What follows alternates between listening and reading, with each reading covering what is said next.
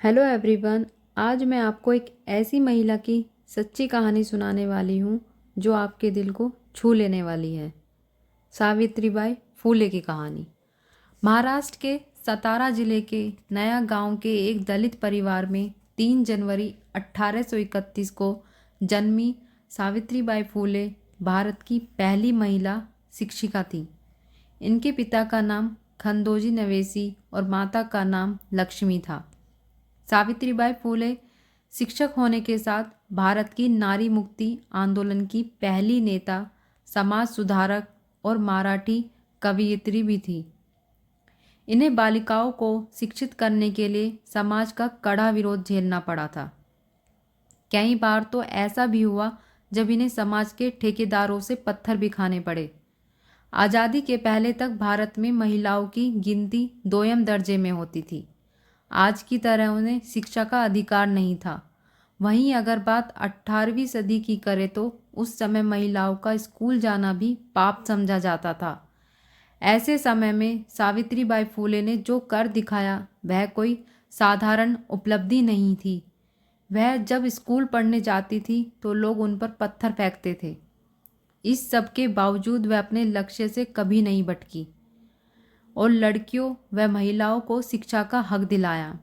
उन्हें आधुनिक मराठी काव्य का अग्रदूत माना जाता था। भारत की पहली महिला शिक्षिका सावित्रीबाई ने अपने पति समाज सेवी महात्मा ज्योतिबा फूले के साथ मिलकर 1848 में उन्होंने बालिकाओं के लिए एक विद्यालय की स्थापना की। सावित्रीबाई का विवाह बहुत ही छोटी उम्र में हो गया था। उनका विवाह महज 9 साल की उम्र में वर्ष 1840 में ज्योतिराव फूले के साथ हो गया था। शादी के बाद वह जल्दी अपने पति के साथ पुणे आ गई। वह समय के से पढ़ी लिखी नहीं थी, लेकिन पढ़ाई में उनका बहुत मन लगता था। उनके पढ़ने और लिखने की लगन से प्रभावित होकर उनके पति ने उन्हें आगे पढ़ना और लिखना सिखाया। सावित्रीबाई ने अहमदनगर और पुणे में शिक्षक बनने का प्रशिक्षण लिया और एक योग्य शिक्षिका बनी। सावित्रीबाई ने 3 जनवरी 1848 में पुणे में अपने पति के साथ मिलकर विभिन्न जातियों की 9 छात्राओं के साथ महिलाओं के लिए पहले स्कूल की स्थापना की। एक वर्ष में सावित्रीबाई और महात्मा फूले 5 नए विद्यालय खोलने में सफल हुए। तत्कालीन सरकार ने इन्हें सम्मानित भी किया। एक महिला प्रिंसिपल के लिए सन 1848 में बालिका विद्यालय चलाना कितना मुश्किल रहा होगा, इसकी कल्पना शायद आज भी नहीं की जा सकती। लड़कियों की शिक्षा पर उस समय सामाजिक पाबंदी थी। सावित्रीबाई फूले उस दौर में न सिर्फ खुद पढ़ी बल्कि दूसरी लड़कियों को पढ़ाने का भी बंदोबस्त किया। भारत में आज़ादी से पहले समाज के अंदर छुआछूत, सती प्रथा, बाल विवाह और विधवा विवाह जैसी कुरीतियां व्याप्त थी।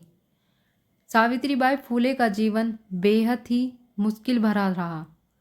दलित महिलाओं के उत्थान के लिए काम करने, छुआछूत के खिलाफ आवाज़ उठाने के कारण उन्हें एक बड़े वर्ग द्वारा विरोध भी झेलना पड़ा।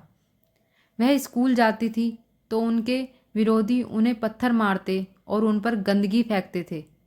सावित्रीबाई एक साड़ी अपने थैले में लेकर चलती थी और स्कूल जाकर गंदी हुई साड़ी बदल लेती थी।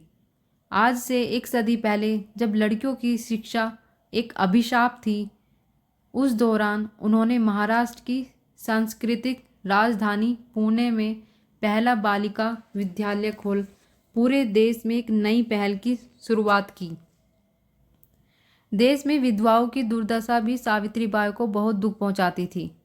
इसलिए 1854 में उन्होंने विधवाओं के लिए एक आश्रय खोला। वर्षों से निरंतर सुधार के बाद 1864 में एक बड़े आश्रय में बदलने में सफल रही।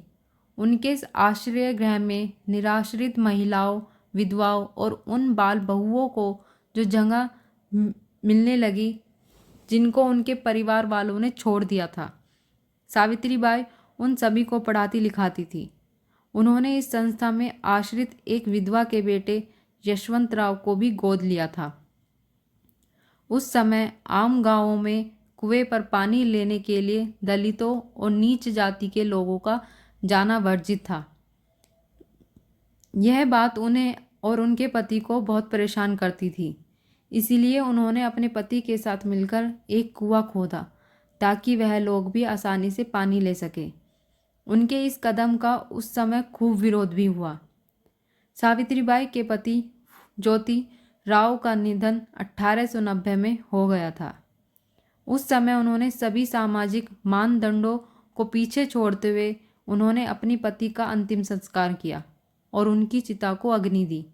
इसके करीब 7 साल बाद जब 1897 में पूरे महाराष्ट्र में प्लेग की बीमारी फैली तो वे भी प्रभावित क्षेत्रों में लोगों की मदद करने निकल पड़ी।